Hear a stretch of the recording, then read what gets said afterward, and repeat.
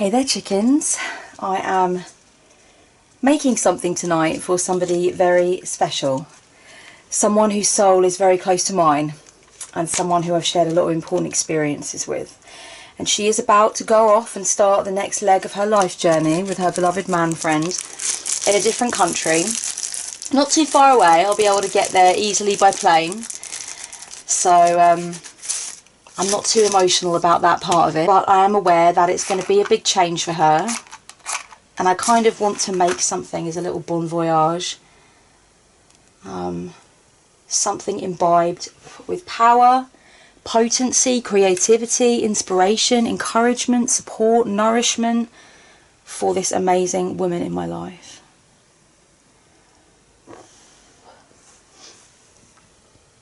First and foremost, and always, I have considered my primary tool in magic to be art. And I think a lot of people feel the same way, right? I think a lot of people think of their primary materials as being art materials and things that they make as being very central to their practice. I'm not just talking about sympathetic magic where we use like poppets and stuff like that, or we use representations of things in existence. I'm talking about the fact that there are actually an alarming number of like art witches out there, you know, people that think of art journals as magical tools and think of works of art as works of magic. And I'm definitely one of those witches. I am that type of witch. That's how I roll. And so making this tonight is a magical act, and that's how I see a lot of this kind of stuff that I make, like my art journals and things like that. The art that I make in reference to the divine feminine, I see so much of that as magic. I see the writing of poetry as an act of magic because it's transformational, it's alchemical in nature, it changes me, and I feel like it changes my life and the world around me when I actually manifest it. And I think that is all art witchery, that is art spellcraft. I like to do these kinds of things in the middle of the night, personally. That is how I roll. It's 2 o'clock in the morning as I'm filming this. And I'll probably work for a couple of hours tonight, I think. This is the luxury of sometimes not having any clients in the morning and not having anything necessarily to do in the morning, is that I can decide occasionally, not all the time, because I am a responsible adult, but I can decide occasionally that I'm going to stay up through the night and I'm going to make some artistic magic happen. I've got so many pencil cases, guys. I've got this massive pencil case here, just full of all my Sharpies and a lot of my coloured pens, my stapler, some Pritt sticks and other kinds of glue that I like to use, sellotape, that kind of thing. I've had this one for a really long time and I'm always kind of filling it and changing things around in it. Then I've got this one which normally lives under my tarot table and just has a choice little collection of pens in it, but it also has a Pritt stick and my craft knife as well, just as a place to put it really. And my craft knife is really important for me because I'm a collage artist mainly, and that's what I do when I'm using art in a magical and in more of a, I guess, self-developmental way. I'm always doing collage, so the craft knife has really stepped things up. And I've also got a compass for when I want to make collages that are in perfect circles and like layer them over each other and stuff like that, so I've got that one as well. Then I've got what I would say is my main everyday pencil case with my pens in it that I like to write with. So this is the one that I always have around me, that I always have alongside my planner. I've got some Staedtlers in there, some Pilots. I've got the Bic Intensity range, which, guys, I don't know if you know, there are going to be people watching this that are as into pens as I am. Romany, I'm looking at you, baby. And I literally, these Bic Intensity pens, guys, I think if they were a £5 for 10, which I think for some people is really reasonable, and for other people you're going to be thinking, Kellyanne, fuck off, there's no way I'm going to pay £10 for like 5 pence. No, £5 for 10 pence, there we go. But they are absolutely gorgeous, they write like a dream. I've been journaling with them. And I've got my ruler in there and other things. So many a Skype client has actually seen my I Believe in Magic pencil case, because this is the one that I'm just always using and have all my everyday bits and pieces in. Then, believe it or not, there is yet another little case here that comes out from under the bed when I do this kind of work. This is my folio. It has in it a load of other treasures. So I'm just losing some pens here left, right and centre. I've overstuffed it a little bit, I think. Yeah, there we go. These are actually my favourite pens ever that I love to use. They are Uniball Air, and they are bloody fucking gorgeous. I have got an abundance of these pens. I'm addicted to them and I do not like to run out. So I've got highlighters, Pritt sticks, sticky notes. I've got the Tipp-Ex strip pen thing, which I absolutely love, and I love using that in art journaling. I've got some washi tape, various different pens, and then if you just pay no attention to the man behind the curtain, if you just come back here behind the curtain, I've got stickers. I love my stickers, and just different bits and pieces that I use to make things look pretty or show me where things are in my planner, or, you know, whatever. I'm always fucking around with something or other. Stationery just gives me joy, guys. It just gives me joy. It's very useful for the magical stuff, of course, and creating these really, hopefully, high-powered objects that speak as talismans and act as amulets, but also a lot of this stuff is just really useful for everyday things that I do. It's not just for the arts, it's for also just kind of like the writing, the planning, the organising, all that kind of stuff, list making. I do keep a running list on my phone. I have a number of running lists on my phone, actually, because my phone's really comfy and easy to use because it's so big. But I must say that I do really enjoy handwriting lists, and handwriting is something which is very calming for me. It is something that soothes me. In the last couple of years, I have started to own up to the fact and confront, I suppose you could say, the fact that I do actually suffer with low-level anxiety. And this is something that I never ever attributed to myself. I would never ever have said that I had anxiety or that I suffered from anxiety. If you'd have asked me that a few years ago, I would have been like, oh, you know, I don't know what that's like. I've had a couple of panic attacks when I was going through my mental health crises, but anxiety wasn't something really that I attributed to me. You know, it's been really weird for me at first, the ego. It was weird for the ego for me to settle into this fact that actually I do have anxiety, and certain behaviours that I exhibit are a result of that anxiety. That was really weird and really like uncomfortable at first, but I've totally leaned into it now, and the more I've leaned into it, the better it's been for me, because I've really been able to establish what kinds of things work for me and what soothes my anxiety. And one of those things has always been writing. You know, I love putting pen to paper. I fucking just love writing. I've always got a book on the go. I've always got at least one journal on the go. I like a bit of art journaling as well, and collage and stuff, and that soothes me as well. But getting the collage out and working on my art journals and things, even though it helps me to process a lot of my emotions, and it does help me with finding my core and finding my centre and relaxing, it creates a lot of mess. There is a lot of cleanup that needs to be achieved afterwards. Whereas obviously if I just grab my journal and I just write for a while, that's not going to create mess. So if I've got a really busy schedule, if I've got clients that I need to see, or if I know that people are coming over and I don't want my flat to look like a complete state, obviously journaling is much more going to be my go-to of choice for soothing the anxiety and just getting my feelings out, rather than getting all of this stuff out and, you know, making a big song and dance out of it, which I love to do, but I just can't do all the time, you know. Maybe in the future, when I have a bigger place, I will have a room or a space that is more dedicated to being able to leave something like this out for a few days and not have it be in the way.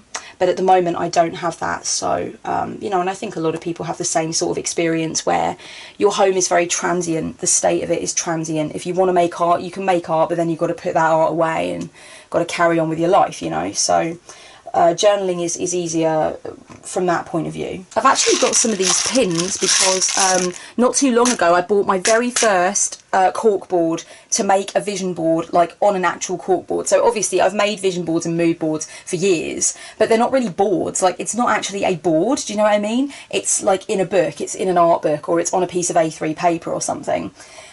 And I've always really wanted to mess around with an actual cork board where I could take things off and stick things on and all the rest of it. So finally got myself a cork board, guys, and loads of these little pink pins. So I'm looking forward to working on that and working with that.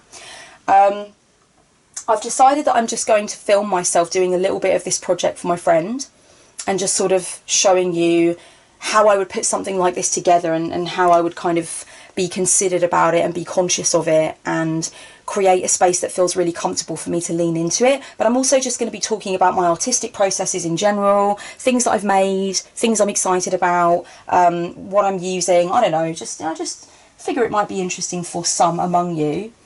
I might start by showing you guys some of the latest art that I've done in reference to the Divine Feminine and the Goddess. You will have seen this actually if you checked out my live stream on Facebook a couple of months ago. I think it might have been the one on my public page, but now come to think of it, it might have been the one for my private client only page. Hi Safe House members, by the way, if any of you are watching this. Safe House Squad. Yeah, it might have been in there, I'm not sure, but let me just see if I can hop over here, hop, skip and a jump over here, and I'll show you some of the things I've been making of late. I'm burning Mermaid's Love, by the way, in case anyone's wondering. It's a brand new pack, absolutely love this. I've raved about it in hauls before. So this battered book that has the back coming off of it has a few new bits in it that I'd like to show you. I kind of felt like this chick here has a bit of a Kali vibe with the long lolling tongue and the really rather menacing looking face. I love that, and I cut these flowers out of a mandala book that I bought, so I thought that looked really cool. Okay, so this is some of the new stuff that I've been working on. So here is a depiction of the magician as I kind of envisioned her. I don't know, I feel like this has a little bit of a Warodowski Holy Mountain vibe to it. I feel like she's there with her altar, about to do something really rather impressive. I enjoy like the halo that I've made around her head. I just really love her. So she's happening. And then over here I've got a portrait of Hell that I made, and this is a portrait of Hell envisioned as the Queen of Cups. So it's Hell, the Norse goddess of the underworld, who is commonly depicted as having a half skeletal face, so she's half a human woman and half a dead woman. But I've actually kind of taken her energy and her vibe that I feel like she very much kind of gives to me. Let me just put this down, hang on, so I can just turn this way, easier to hold. This book is falling apart because I'm so rough with it. So yeah, I've thought about what the energy of Hell gives to me, but I've kind of channeled it as well through this archetype of the Queen of Cups and given it a deep sea vibe and fleshed it out in certain ways that I suppose the Queen of Cups was speaking to me at that particular time. So I really, really love this piece. I'm really happy with it. I think it actually looks a lot better in person than it does photographed, and so probably I don't know how the footage will come out, but yeah, I'm really pleased with that piece as well. I did this piece, which is more of a kind of Alice in Wonderland vibe, I suppose. She's sort of lying back and contemplating and getting all of these different visions and associations. And I just really loved her face, and I loved her eyes. I loved that pensive look she was giving, and I love the couture. Guilty is charged of loving the couture. And then we move into a portrait of the Virgin Mary that I did. Here we go. So this spans 2 pages. Hopefully you'll be able to see. Oh, there we go, yeah. So this is a portrait of the Virgin, to my mind anyway, and how I was feeling about the energy of the Virgin Mary and really sort of like what she was serving me up on that particular night when I made this. So I'll give you a little sort of close-up. So you've got the roses behind her face, and I've got the cutout there, the cutout kind of effect there. But you can very much see that there is a face there. And then coming down onto the other page, there's the continuation of the black and white arms behind, but there's also this very kind of Catholic vibe of the hands and a suggestion of the stigmata without there actually being any, and I guess just that whole kind of divine art vibe. But I wanted to also make it a little bit spacey and a little bit far out as well, so hopefully I've managed to achieve that. But that is such a good depiction, I think, that portrait of what was really going on for me at that time with regard to the Blessed Virgin. So I really love that piece as well. I won't share too much, I don't like to overshare, but this particular book has been really useful for helping me to explore the Divine Feminine, and I will continue to do that as time goes on and just kind of add more to it and think more about what it means to me. And get down with my key bitches that I like to hang out with, I guess. Kali being one, the Virgin, Hell is another one, Athena and I, you know, doing our thing. And then I've got a bunch of other archetypes, I suppose, and saints and things. I love working with Joan of Arc. And I like just the principle of the warrior goddess in general and the dark goddess in general. So I'll definitely keep working with those principles and those things. Hold on, this is something that I printed that out. I think that's Raijin, the Shinto thunder god. I printed that out a while ago. And this is my Susie Sue that I used to have on my altar. Some old timers among you will remember when I had Susie Sue on my altar. And this is Debbie Harry. And then this is actually a piece of art that I made of Amy Winehouse when she was still with us. And this is actually just the art in postcard form. So I actually had it ordered in postcard form. I don't know why, I just thought it might be quite cool to have a piece of my art on a postcard. So there we are there. But I'm a big fan of Amy Winehouse. I actually just purchased a t-shirt with Amy Winehouse's face on it at Download Festival, and I couldn't be happier with that purchase. I have no regrets, no regrets. I think that's a fucking brilliant thing to own. I'll show you some things from this art book as well. I've got so many art books and so many things that I'm doing and playing with. This is Angel Hayes, a couple of portraits of Angel Hayes. I did these quite a while ago. If you follow me on Instagram, you've probably already seen them. I like to do this kind of thing a lot. I like to have patterns and sort of intricate knotwork or strange random things protruding from the eyes and the mouth. I'm really into this whole like ectoplasm vibe and this whole sense of almost vibrations just emitting from anywhere that they can emit from in the body kind of thing, and the idea of sacred vision and shamanic vision like coming through, I suppose you could say. So this is a portrait of Jimmy Edgar.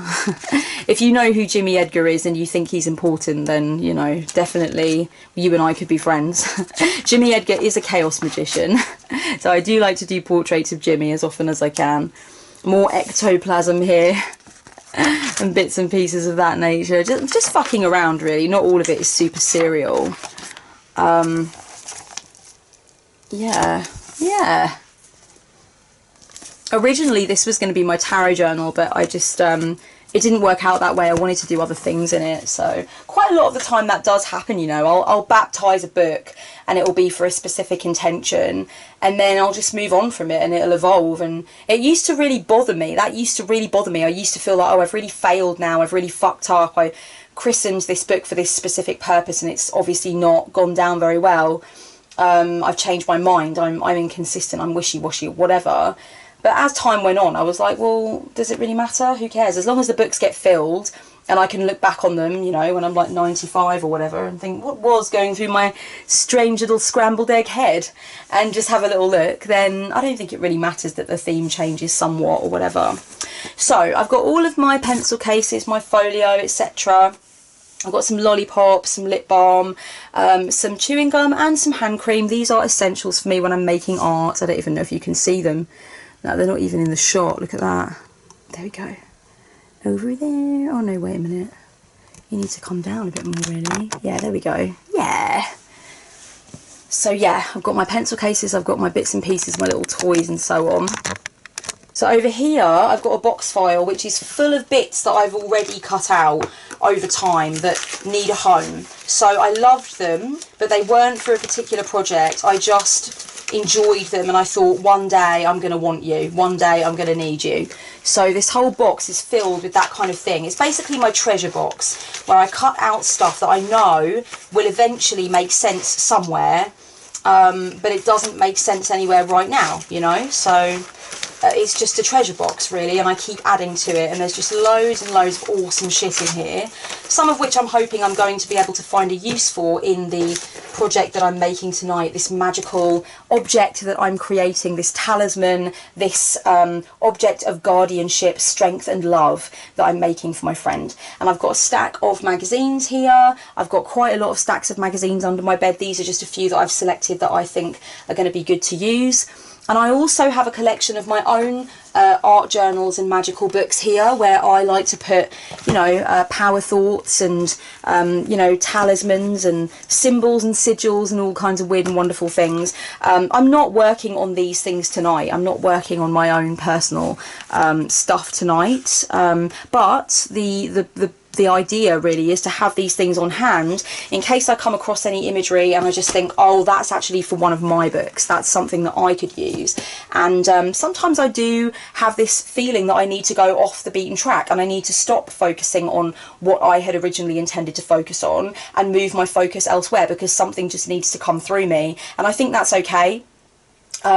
Whatever needs to come through, whatever needs to happen in art, witchery, I just let it happen. But essentially what I'm hoping I'm going to be doing is working on this little book here. I bought this book the other day, and I bought it with the express intention of creating a beautiful object out of it, a power object, a symbol of my love for my friend, but also something that she can keep in her bag or in her room and open and sort of like find that a world falls out of it, I guess, like a magical world of stuff that will inspire her and keep her feeling strong and excited and ready to explore the new city that she's going to be moving into. It cost me £2.50, and you can find these little notebooks all over the fucking place, various different places, and they're really cute and beautiful. They do not take too long to fill, but you can be really considered in the filling of them. You know, there aren't so many pages that you're going to have some filler. When I make things like this, I want it to be all killer, no fucking filler, baby, because that's what art witchery is all about. I want something that feels like magic when you open it and has magic placed into it. I don't want something where I'm like, oh, I've got 800 pages I need to fill for this person, so I better just put some crap in a couple of the pages. Like, everything is going to be very considered that I place into here, and I want to feel as excited about everything that I put in here as I'm hoping that she's going to be when she actually opens it. So this is what I'm hoping I'm going to be working on tonight. But if other things come up, if other things happen, then they happen, baby. You just got to let that stuff happen, right? You've just got to ride those delicious waves, those delicious artistic waves. Now, when you make something like this for someone, there's a little bit of a care package vibe to it, I think. There's a little bit of a sense that this might be something that somebody uses in a dark moment for them, or in a time where they're not really feeling that secure, or they want to open it up to remind themselves of how much you love them, or how much they can achieve and how strong they are, etc. So there is that element to it that I feel like it's a bit of a care package thing. I also feel like it's a little bit of something that you can make into a voyage of discovery for somebody. So it's not only an object of nurturing, but it's an object of inspiration. Basically, the reason that I chose this book is because it says little sparks on the front of it. And I think that's really clever, because that's basically what I'm trying to achieve when I create a magical object like this. I want it to generate loads of little sparks that really excite the person that opens it and looks into it, you know. So it's that kind of thing that really excites me. The idea that magic is really about transformation, it's about alchemy, and I think a lot of the time for me magic is also about love. It's about investing my love so deeply into something that actually an alchemical process occurs, you know, with that my love actually does something, it goes somewhere, it matters, it creates a ripple effect. Okay, so I'm going to let myself skip around a little bit. I think I'm not necessarily going to do all the pages in order from the first to the last, but I definitely want to find some quotes and stuff like that, because I know that I really respond to quotes, and I know that my friend that I'm making this for really does as well. I actually found something that I made for an e-zine a really long time ago, and I wanted to just make sure that I do include that because it was so significant. I might not necessarily stick it into the book, but it just sort of like really jumped out to me and spoke to me as something that she would really appreciate. Oh, damn it, I can't find it right now, never mind. I'm sure that it will pop up. I've put it in a safe place. Does anybody else have safe places where you just put stuff and it never gets found again? Oh guys, this is the original artwork from my latest e-zine, by the way. I don't know, you know, I know a lot of you have already picked it up. You can download it for free off my website, but this is some of the original artwork that I did for it. Again, it's collage work, just sort of like line work and cuttings and stuff. It's not super intricate and interesting, this artwork, I must admit. It does have its moments, but essentially it was really more about the message, I suppose. Although I really did like this one of the two women. I thought that one was, I was pretty proud of that one. I thought it was really cool. But yeah, if you haven't downloaded my latest e-zine about working with the inner child, then go ahead and do so, Pop-Tarts. It's totally free. If you like that kind of thing, then it might really inspire you and you can really dig into it and enjoy it. And I'll leave the link for you below for that. There are certain magazines that I really love, guys. One of them is Womankind, is a really good one. Obviously, Psychology's magazine I really enjoy. And I enjoy these magazines because I like to read them just as much as I like to cut them up afterwards and take the imagery and the words from them and mix them up and put my own take on them. So obviously it helps if I like to use the magazines as much for art in the aftermath as I enjoy reading them at the time. Art Review is another one that I really love. I like to sort of keep my toes a little bit dipped in the art world. Breathe magazine is really, really beautiful. Such a gorgeous magazine. And also Flow magazine is pretty as well, and lots of just Breathe magazine and Flow magazine both have the most gorgeous, insanely gorgeous articles. I also love Oh Comely magazine, but I don't think I necessarily have a copy of it in this batch that I've grabbed, but I really, really love it. Oh, here's that thing that I found that I made for an e-zine that never got actually created. It says, the way you see yourself matters more than how anyone else sees you. I thought she would really enjoy that, so I'm going to make sure that I put that somewhere in the package.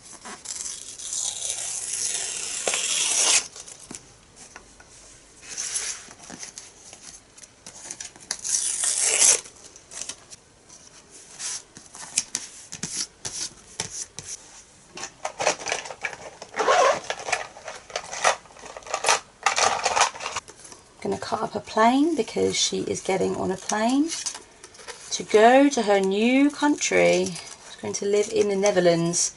She's going to live in Amsterdam, which is so cool. Going to have a place to go and stay in Dam. Oh, I haven't been to Dam for years.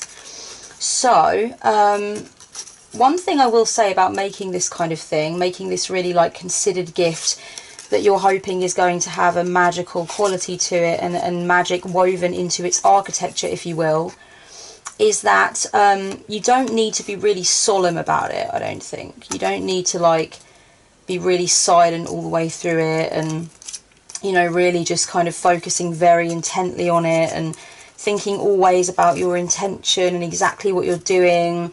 I think a little bit of trance doesn't really hurt, to be honest with you, and neither does a little bit of sort of light-heartedly listening to music, you know, listening to podcasts. If you want to do that, you can do that. You can do those things. It doesn't make it, in my opinion anyway, any less of a magical act what you're doing, especially not if you're in sacred space, because you guys know that when it comes to sacred space, I like to let it all just hang the fuck out.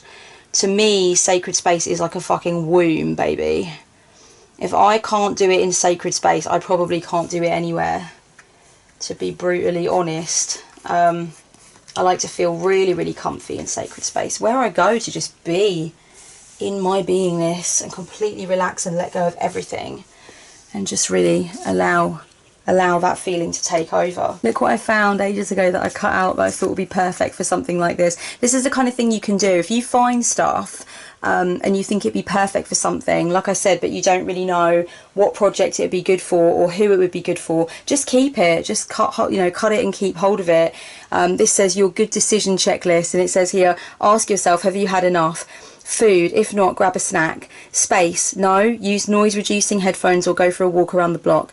Sleep, haven't slept a wink? Bounce ideas off someone who has. Information, ask, is that really true? Find information that challenges your beliefs. Your good decision checklist, how cute is that? That's definitely going in.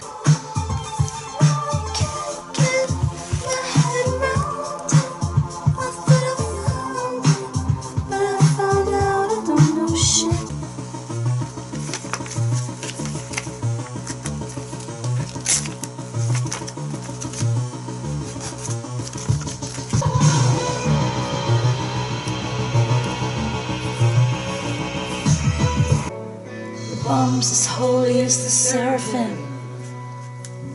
The madman is holy as you, my soul, are holy.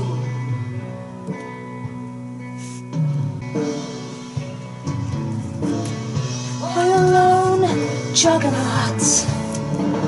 Holy the vast lamb of the middle class.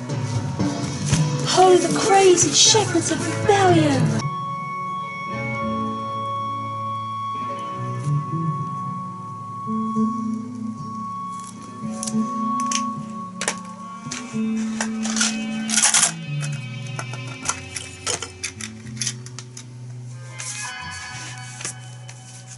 what I'm doing is wherever I've got things that I want to include that are loose, I'm just going to put a little like label there instead to show that the page is reserved for something, because otherwise it's going to get really bulky, and when I'm trying to do more artistic creative things like I've done on these pages, it's going to be hard to do because it's going to be all this bulky stuff. So like this, for example, is a recipe that I want to include for a really nice looking black rice and edamame bean salad, and then on the back there's this really cool art that I think she'd really enjoy reading about. So both these pages are really cool, and I want to kind of like paper clip them in.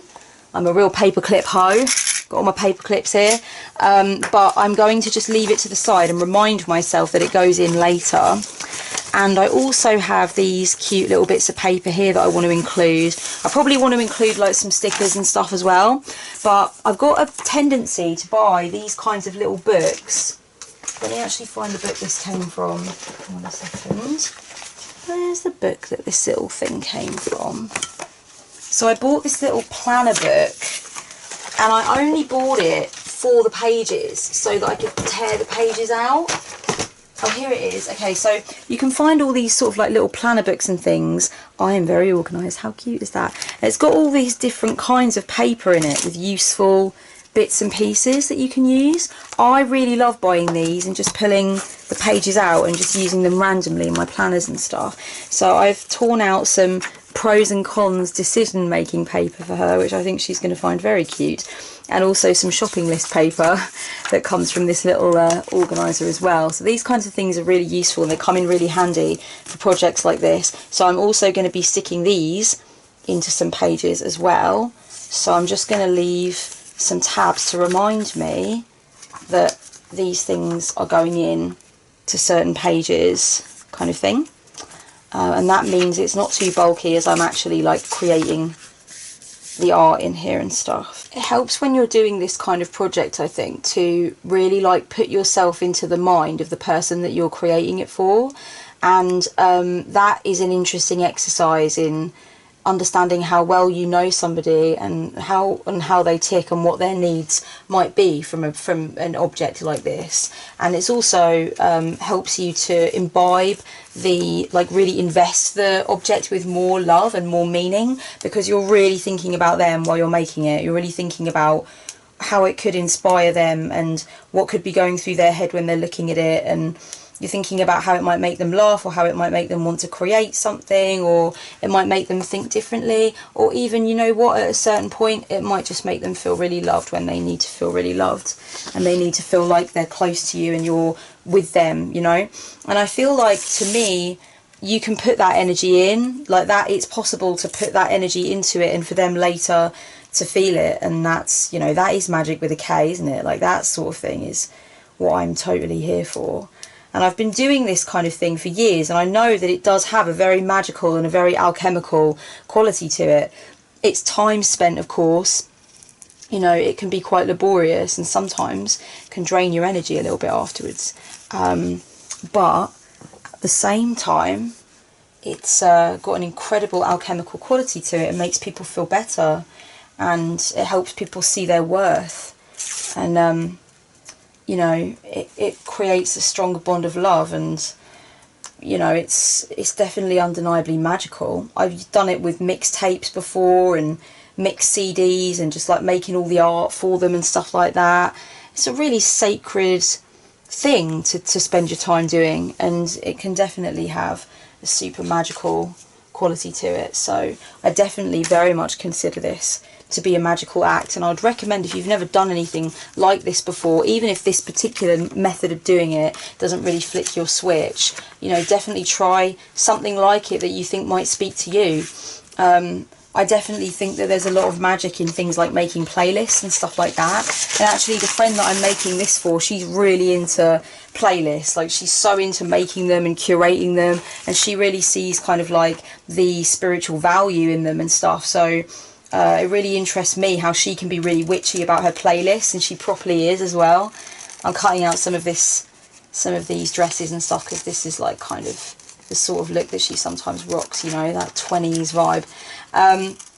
yeah, so, you know, she's got that to her character. She's really good at curating playlists, and she likes to make them collaborative on Spotify, so we can all, like, get in there like swimwear and, yeah, just kind of bring our own memories to it and stuff. So she is definitely very convinced of the transformative power of music, as I think most people on planet Earth are, and that's something that I find really witchy and cool about her. Don't you think it's really cool how you can see what's witchy about your non-witchy friends? I love that. So many of my friends, like, don't think they're witches, and they fucking are completely practicing magic all the time. And I see them do it, and I'm like, what? That was so fucking witchy. It's brilliant. I actually think, you know, like, most women anyway are, like, naturally downloaded with some of this shit, and they, you know, don't practice it necessarily, but I see them doing it. I see them doing it. You can't hide from me. I see you working magic. Oh yeah. I think I might have mentioned on the channel before at a certain point that I used to be really into writing random messages on, like, sort of pieces of notepaper and then going and leaving them between the pages of books in the library or the bookshop. I used to do that quite often.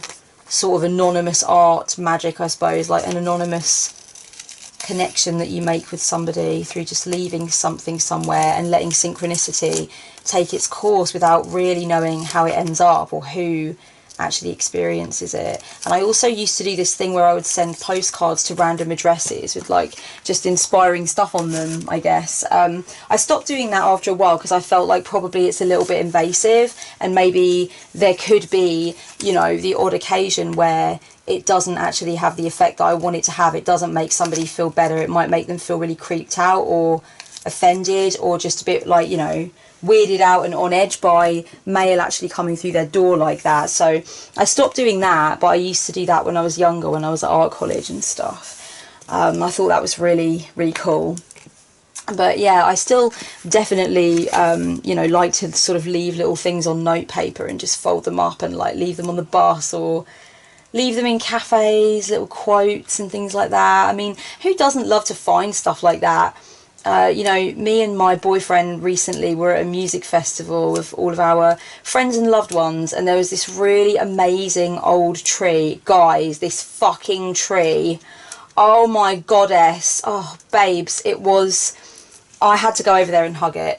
And I said to my boyfriend, I'm really sorry, but I have to fucking go over there and hug that tree. You do not understand. And he was, like, lolling, but he was cool with it. So we went over and I was hugging this tree and I was like, mate, this tree's the bomb. And he was like, it is pretty damn fucking critical, this tree. And we were really just basically getting off on this tree. I know plenty of people are listening to this right now saying, I know exactly what you mean. Preach it to the rooftop, those trees. Anyway, so this tree, which was fucking hundreds of years old and absolutely beautiful, the markings on this bitch. Wait a minute, where's my phone? Seriously, you've got to look at this fucking tree. You just have to. I'm sorry, guys, but I'm going to make you. I'm going to make you, potato. Right, here we go. Let me try and find it. So anyway, I'm hugging this tree, and then basically it's time to go, and we go to leave the tree, and there's a stone, like a big rock actually. It wasn't a stone, it was quite a sizable sort of rock, yeah. And it kind of moved out of place. My boyfriend, like, dislodged it with his foot, and he found a Tupperware box underneath it, and it was a fucking geocache, like one of those little things where they put a paper and pen in, and then if you come along and you disrupt it, you have to write your name down and on it, so that it's like a record of everybody that's found it. Now that's the kind of thing I mean, like, that's magic. That was some pure potency right there. I was really excited by that. Right, let's see if you can actually appreciate the gnarliness of this tree. Look at how beautiful this tree is. Look at the markings. Seriously, and it was huge. It was so tall, but those wrinkles, those scars, that skin is just unreal on that tree. It's just absolutely beautiful. And then we found a little geocache underneath in the little, like, Tupperware thing, and we put our names and addresses on. It was so much fun. Oh my god, look at me there, my can of Stella. I'm sorry guys, it was festival time, okay? I was off duty. Yeah, it was really fun, and that's the kind of thing I mean, like anonymous art, where you just, like, you're wandering about and you just find something and you feel like you get that magician mindset. I know quite a lot of you that are watching this will probably have already watched my video about magician mindset. If not, I'll link it for you down below. if this thing that I'm saying is resonating with you, please go and watch that magician mindset video, because I'm really talking about what it's like when you know that the universe is speaking directly to you and everything has meaning and everything, you know, is connected and whatnot. And I talk about how I do think that a lot of psychic breaks, if you like, are the result of somebody actually like staying there. And you can't really stay there, like your ego can't handle it. You know, you can't function in society if you stay there, unfortunately. But a dose of magician mindset is like absolutely bomb as fuck, right? Like you want a dose of it. And I feel like those kinds of things create it. And I like the idea of leaving anonymous notes in places so that other people they generate that magician mindset through me. You know, like I've actually been instrumental in leading them to their sense that the universe is speaking to them, that the cosmos is conscious and that they are a part of the dance and they're not divorced from it, you know. So I like that idea. I think that is just really awesome. And I love the idea that I could just leave something somewhere for someone to find. Obviously with the geocache, there's more of a logical point to it. Whereas the stuff that I do with like anonymous notes and things is more abstract, I guess. But yeah, essentially I love this idea, and I just really enjoy the feeling of not knowing what's actually happened and how it's ended up. You know, I'm not sure who found it and I'm not sure how it made them feel, and I quite like that actually. That quite excites me. Oh, look how good this is that I've just found in a copy of Breathe magazine. How to manage your internet time wisely.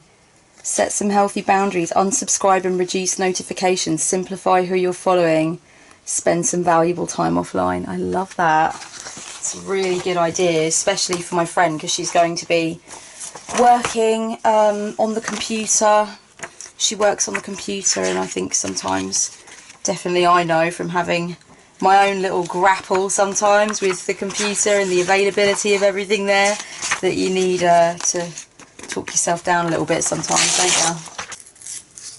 You know what, if you're watching this and you're thinking that you could actually do with one of these, make one for yourself. You know, it's a really self-loving thing to do. Make yourself your very own little book of calm, comprised of stuff that you would need, you know, stuff that you need to be reminded of, stuff that you need to hear. That's really important, to do things like that for yourself as well. And, you know, to be fair, what are art journals, I suppose, if they're not that? But if you know that you need to get self-care in mind as the focal point, and you maybe are sitting here kind of wishing someone would maybe make something like this for you or something, then make it for yourself. Like, you know, no one can know you and what makes you tick better than you. And if you've got this great little magical tool that you can take out whenever you need that sustenance or that reassurance, then you're doing magic, baby. That's what it is, as far as I'm fucking concerned. And as you can imagine, I don't give a shit what anyone else thinks. As far as I'm concerned, darling, you are a practicing witch at that moment in time. You're practicing alchemy by your own hand. Beautiful. Can't say fairer than that. Blimey, time's moved on quite a bit now. I had definitely have been here for over 2 hours. But it just got to be such an addictive process. So I've just been kind of sitting around listening to music, enjoying some of my own playlists on Spotify, and just getting into a few new albums I haven't heard yet from people, and that's been really lovely and really soothing and therapeutic. But I've never taken my eye off of what I'm actually doing, and I think that's part of such a long drawn out process like this in sacred space, where you really are focusing on an intention and you're really trying to bring everything to it. You can never lose sight of what the point of focus is, but you need to be able to relax into it, and you need to be able to be creative. I think that rigidity and you know, really enforced focus on the point of the exercise is actually going to rob the exercise of quite a lot of its juice and its kind of moxie. So there's no point in that. You've got to be able to like listen to music or whatever. Normally if I'm in sacred space and I'm making something like this, I won't normally opt to listen to YouTube videos or podcasts or anything like that, or documentaries. It will normally be music that I can really flow with and get into, and allow that music to take me on a journey. Although occasionally I will, in sacred space, if I'm doing things like this, I will let myself listen to like Alan Watts lectures and that kind of thing, because like who fucking wouldn't, to be honest. So I've done quite a lot of this now. I'm not finished just yet. But I've done quite a bit. So I won't show you guys every page because I guess that kind of takes something away from it. But just to give you an idea of what I've created, it's basically a mixture between artworks like little collages, inspiring quotations, and like interesting little articles. Like here, there's an article for the perfect superfood salad and how to eat more superfoods. And I've just got like little inspiring things in there. I've left a little space here for her to doodle something, which I thought was extremely cute. And here I've got a little page that I pulled out of a magazine that says 72 words that make everything sound marvellous. And I read those words and I thought, yes, I do like those words. So they've gone in as well. So yeah, there's lots of like advice in here that I found in magazines, like just tips and stuff like that. But also a few little pieces of art as well, like stuff that is a little bit more thought-provoking and maybe more abstract. And I've even got a couple of pages that have just got like outfits in them, just for a little bit of like style inspiration. So these are the things so far that are going to be safety pinned in at the end. So I've got the shopping list paper, the pros and cons paper, this recipe with the cool art on the back. I really like that, so that's going to go in. I've also got these pieces of paper that I cut out a long time ago. They're basically just like 1, 2, 3 task lists for getting stuff done. And I think these are really like useful for people when they've got a really full-on day and they just want something they can stick on the fridge, or, you know, just have in their wallet. And so I'm going to pin them in for her as well. And then I've got this little piece that I told you guys about at the beginning, the way you see yourself matters more than how anyone else sees you. I actually made this for a zine that didn't end up sort of living. And I found it earlier and I thought, you know what, that's actually perfect for her. So I'm going to pin that in as well. So I'm not quite finished yet. I have just found this little image of Mary, little Mary statuette, in one of the magazines that I was going through. And I kind of felt like that was my call to put this project down now. So I've given quite a lot of focus to it. I feel like I've gotten it to be a decent mixture of the different things that I want it to be. And I'm over halfway done. So so yeah, I'm going to enjoy doing the rest of this at another time, and I'm probably going to let myself do a little bit of messing around in one of my own art journals now, just kind of using this statuette as a bit of a springboard, and I'm going to see where that goes. So I might do a little bit more talking. I'm not sure how long this video is, or how interesting any of you guys are going to find it. But to be honest with you, when I watch videos of this nature, where I'm just watching somebody like messing around or crafting or whatever, I enjoy watching that kind of thing while I am also crafting. And it's the same with like planner setup videos and planner organisation videos and stuff like that. I never watch them just with a cup of tea, not doing anything. Like I never sit down to watch what someone's doing with their planner, or a new technique that they've found for planning their time or organisation or whatever. I never sit down with a cup of tea and just watch those kinds of videos without actually doing something myself. Like I'm messing around with my own planner at the time. I'm either neatening it and straightening it, changing it around, making decisions about how it would be, you know, more useful to me or whatever, or more enjoyable to use, and even sometimes just unpacking all of my receipts from it, because I leave a lot of receipts and shit in there. So just organising, basically pottering. And the most inspiring thing that I can find to watch while I do that kind of thing are planner setup videos and planner discussion videos, and people talking about their planners, obviously, because it's on task, it's like on topic. So my hope is that quite a few people that have watched this little Art Witch video have been doing something creative yourself, and just kind of accompanying me on my creative journey whilst doing something yourself that is ticking your creative box right now. Hopefully that has been what has gone on. So yeah, I might start on my new art journal. So I've got this book that I really like the feel of, and I bought it a long time ago. I never did anything with it. I never wrote anything in it. This one I'm a little bit precious about, guys, this love letters one. But I really feel like just getting super scrappy in it and having it as an art journal. I've lately been really feeling like I want an art journal again, like an ongoing art journal. But I want it to be the kind of thing that I can take around with me. And I don't know if this is too ambitious or not, right? But when I went to Noisily Festival a week ago now, is it a week ago at the time of filming this? I'm not sure. Noisily Festival was fucking phenomenal, guys. Oh my goddess, the energy, the vibes, the people, the music. It was super transpersonal on every level. Anyway, before I went to Noisily Festival, when I was packing for Noisily Festival, I was thinking, I really want a fucking art journal again. I want to basically just have in my bag a pencil case with nothing more in it than a pair of scissors or a craft knife and some glue. And just to be able to cut things out and put things in. Not like a scrapbook. I probably would have like a little plastic wallet with some cuttings from magazines in it. And also just allow myself to cut things as I go. Like if I buy a paper or if I buy a magazine, just cut words out of it and whatnot. But my feeling was basically that I want my collage to be something that I don't just do like this, where I've got everything like spread out on the floor and it's a really big hoo-ha and it's quite a big deal. I mean, I love that. It feels really decadent and it's how I want to spend my time and I really enjoy it. But I've just got this, I had this feeling just before Noisily that I wanted to take an art journal to Noisily because I knew it was going to be super inspiring, a really, really high vibe, awesome place. And I wanted to feel like the act of ripping and sticking is not that complicated, like it's not that serious, do you know what I mean? And I think collage artists or people who work with mixed media will understand what I mean by this, where you feel like, because obviously people doodle or they sketch, like if you're a painter then you've probably got a sketchbook, right, and you've got your pencils and you sketch in your sketchbook.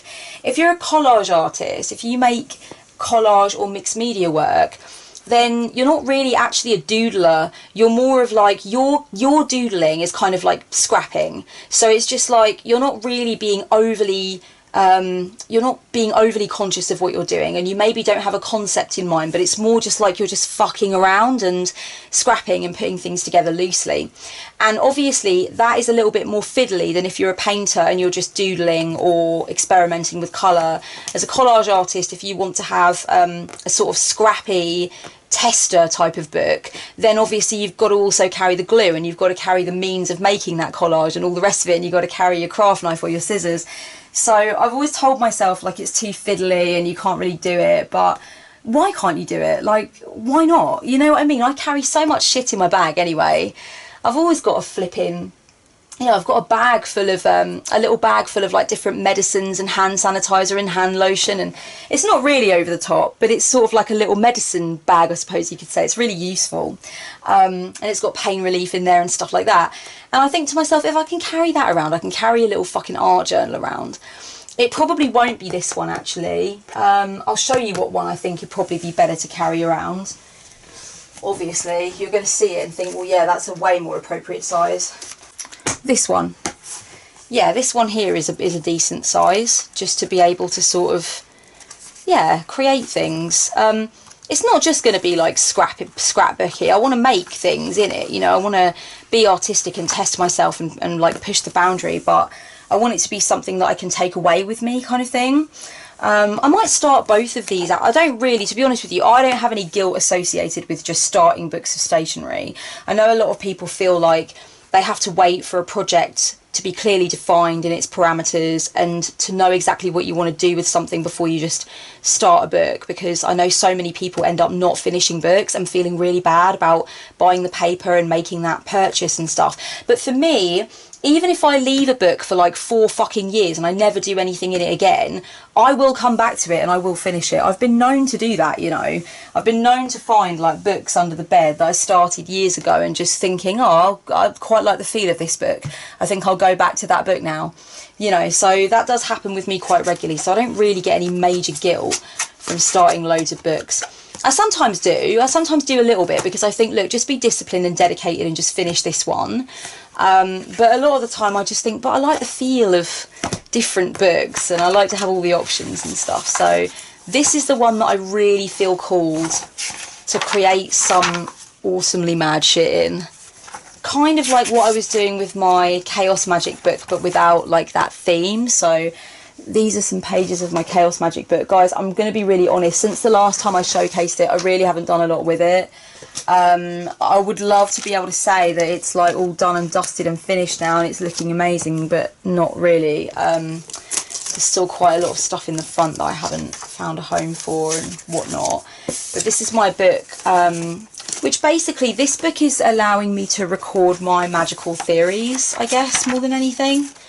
It's quite word heavy, but it really is allowing me to, like, think about where I'm coming from with magic and, you know, whatnot. So this has been a really interesting exploration for me. I've really enjoyed working on this book so much. It's really given me a clear understanding of what I'm doing with my magic and my philosophy. I would really recommend keeping a book like this, which kind of just outlines what you believe about magic and what kinds of magic you specifically favour and why, and just your philosophy, I suppose, really, in a way, rather than doing that rote thing that you do with a Book of Shadows, where, I mean, with a lot of people, what they do with their Book of Shadows, don't they, is they kind of like write down the elements and the associations and the god and goddess and all the rest of it, and they do that with like every Book of Shadows. Every time they start a new one, they write all that stuff again. Now, there's nothing wrong with like refreshing your head, and there's nothing wrong with, like, you know, having that information to hand if you feel like you do need to return to the basics every now and again because your practice is quite flowery. I mean, I know mine's fucking flowery. Jesus, I mean, Jesus wept. My practice can get all kinds of flowery, and sometimes I just need to boil that bitch right down, you know what I mean? Go back to the basics. Having said that, at the same time, I think there's something really stunted about just continuously following the same pattern with your Book of Shadows. This book, my kind of Book of Chaos, if you will, is more about my theories, my framework, and how my framework is growing over time. Whereas this, I think, is going to be much more of like a really aesthetically interesting sort of concept book. And I don't think I'm going to write much in it. My idea is that I want my art journal to be something that people can look through. So for me, like my written journal that I write, that I keep by my altar, no motherfucker needs to be looking through that. That is absolutely going into the grave with me. Like, I don't want people looking through my journals. I have a vast amount of journals. The vast majority of them are with my mother because I trust her implicitly and I know she's not going to go rooting through my journals. When I was younger, she was not so trustworthy, I must admit. But nowadays, she's stellar. My mum, she wouldn't do that.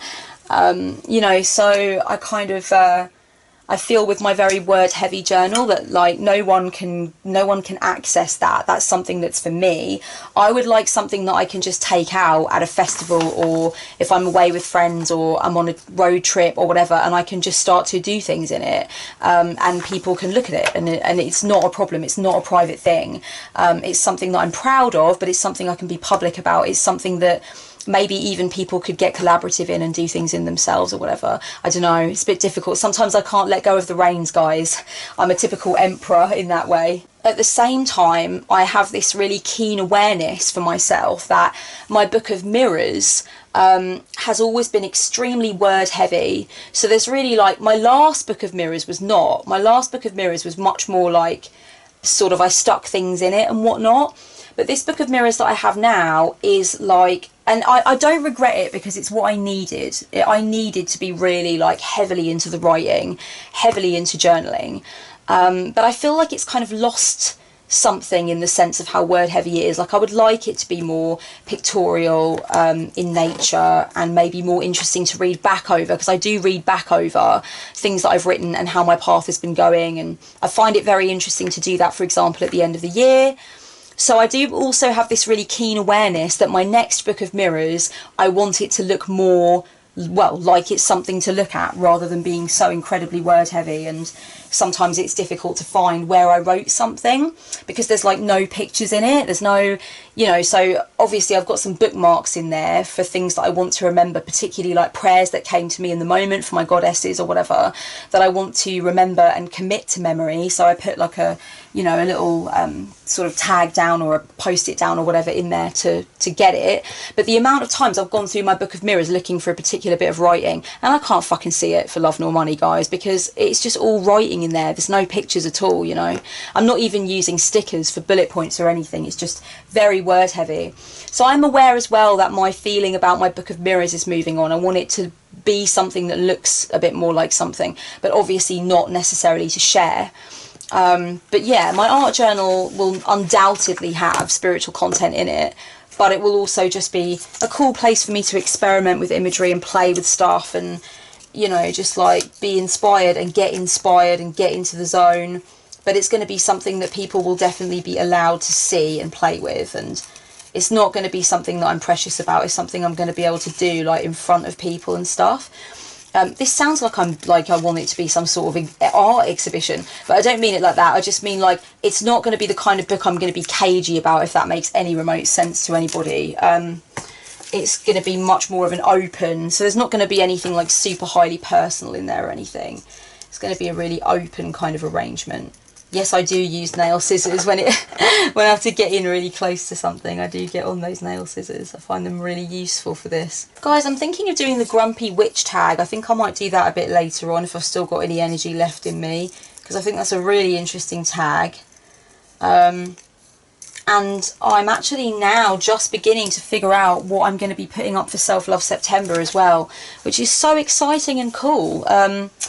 I really am so thrilled that I'm going to be doing Self-Love September again. I've survived another year, guys, and September is fast approaching. So I'm hopefully going to be making most of the content during the month of August, so that I can spend a lot of time in my private group chatting with my clients about the videos and making sure that I give them that more personal one-to-one discussions with me and question and answer. And I'm going to give everybody some information on how you can get into the private group for Self-Love September onwards if you want to. There are going to be worksheets for people in the private group. There's going to be live streams for people in the private group. So it's really going to be a lot more interactive. That's not to say that I'm not going to answer any questions in the comments section for Self-Love September or interact with anyone normally, because I will be.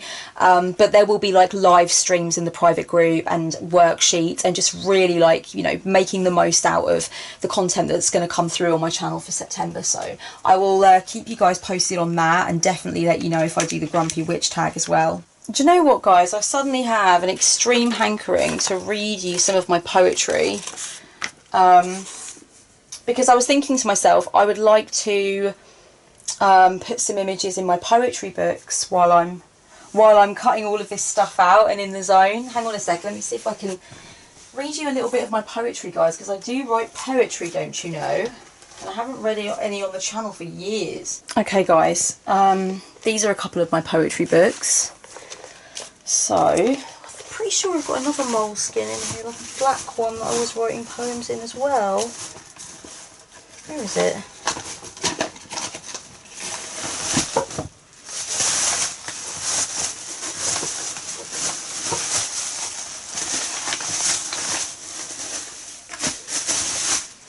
Okay, never mind for now.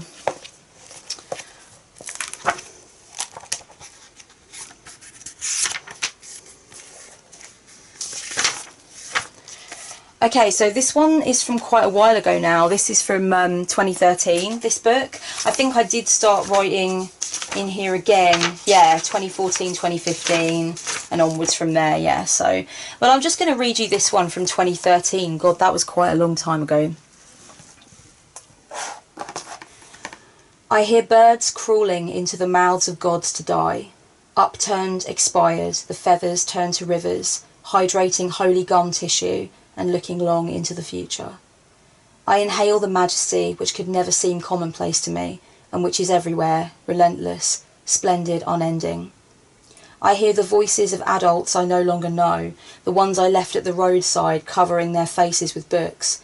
They sigh so much. They say all you can do is hope you raised your children upright and hope that they die before you do. I hear the voices of adults I no longer know, the ones I left at the roadside covering their faces with books. They sigh so much. They say all you can do is hope you raised your children upright and hope that you die before they do. This is my first awareness of goodbye. I am approximately 6, potent, pure, thirsty. I hear an American voice referencing a woman's yellow, yellow hair as one clear picture manipulates itself and melts to wine. Nostalgia, a very old animal, tattered, furled within a tree stump. I hear God opening up the till and counting crushed notes. I hear God threading sequins onto a dress in a factory in China. I hear God in the malignant neoplasms inside the breasts of 1,000 women. I hear God arguing with a stranger in a filthy place behind the wall. We all form a queue, clutching feathered masks to hide God's face so that we can go to worship without dying of fear. Inside death and inside fear, God still appears. I hear dog barks reverberate. I hear a whispered incantation, a spell to understand the birds. I inhale from the gap in things. A sweet air hides there. It waits to take me home. So that is a little poem that I wrote in December of 2013. Let's move on to some of the 2014-15 stuff now. This is all very much shorter. And these B's mean that I have actually written it up and put it on the blog. I've got a blog for my poetry, which I have not done anything with in the longest fucking time. It's called fridaregine.blogspot.com, and I'll put it down below for you so you can reach it. But I haven't done anything with it for ages. I have considered resurrecting it, and maybe even just putting screenshots of my poetry on there instead of even typing it up. I don't know, or maybe reading it on SoundCloud and putting the audio up. I don't know. Let me know what you guys think. Like, if I was to start showcasing my poetry online a little bit, would you like to see it, you know, in video form with visuals? Would you like to hear it via audio? Would you just like to see it as a regular blog? Like, what are your thoughts? I'm going to go with what feels right, but I'd love to know what your thoughts are if you have any. Right, so I'll just read you guys a couple from this sort of period.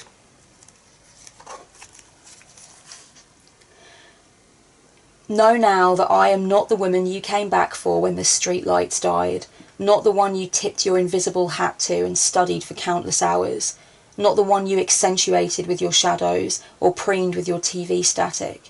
Some women look down at their hands and find truths sleeping there like feathers, but not me. Some women are translucent as they say what they must say, not me. I breathe fire and all those things. I shatter and reshape the crystal glass. I forget to apologise for being free. Ooh, blimey. It's a bit full on, isn't it? Right, let's have a little look what's in this book, which is leather as fuck, guys. Seriously. It still smells of leather, but like I got it years ago, but a boyfriend bought it for me and said, well, it's okay, it's cheating because I got it for you. I felt really bad. But I've kept it because it's gorgeous, obviously. Okay, one more poem, guys. Today is the day we go tripping around the glass carousel, casting stones towards its 6 bitter faces with angry joy. Today is the day we round up the butterflies in black nets with no mercy, because we were wronged once, our wings were fastened together once, and now revenge. Today is the day we dance the red dance until our sweet bones chatter. Today we'll make mincemeat of the old headmaster and paint the alphabet across the playground with his blood. Today we will be murderous, scandalous, unhinged. Today is the day of the hex and the wisecrack and the searing backbite. Today is the day of curses and arson and dark malicious riddles, because we were cold once, we were rejected once, and now we're marching back with knives and guns. Yeah. Yeah, so I like to write, guys, sometimes. I don't write poetry often anymore, I must say. Only bits and bobs, but I definitely, you know, I love it. I definitely love it. I dip in and out, you know. I always have to be writing something. I'm going to let you know before I head off that I'm actually really seriously considering doing Nanowrimo this year, guys. For those who don't know, Nanowrimo is National Novel Writing Month. It takes place every November. You have to make about a 2,500 word count every single day for 30 days to get your 50,000 word completed novel. It's a challenge that a lot of people like to take up. A lot of people succeed every year. A lot of people fail, but lessons are learned. I completed Nanowrimo one year. I wrote a novel. It will never see the light of day because it is fucking scandalous. It is a very violent, drug-addled mess of a book, and that's exactly what I wanted to write. I love it to pieces, but it's you know, it's not fit for publication.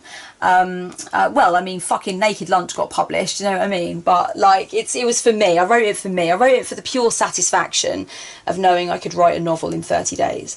Anyway, I'm considering doing Nanowrimo this year, but I would like to do it about tarot, and I would like to write a book from my perspective on the shadow side of each card. and it's going to be, I think, very much from my perspective, like I'm going to bring my experiences into it. So it's not really going to be an academic work so much as it is going to be something that is personal to me. So I don't know how readable or publishable it would possibly be in the future based on that, but I've got a feeling it's the only way I can get it out. Like, the only way that I can write this book is to write it not divorced from me, but very much about my relationship with tarot, my relationship with the shadow side of each card, and I can only really do it like that, I think. So I think I'm going to do Nanowrimo this year. Hit me up in the comments below if you're thinking of doing Nanowrimo, or if you've done it before, or if you're excited about the concept of the book that I'm thinking of writing. If you know what you're going to be writing, let me know. I know it's still a while off yet, but I know that people do start kind of doing their plots and everything and figuring out what they want to do quite early on sometimes in some cases, and that probably assures you the best chance of success. So yeah, thank you for spending some time with me, and I've really enjoyed showing you a little bit of my process and just hanging out with you. Much love, sweethearts. Blessed be.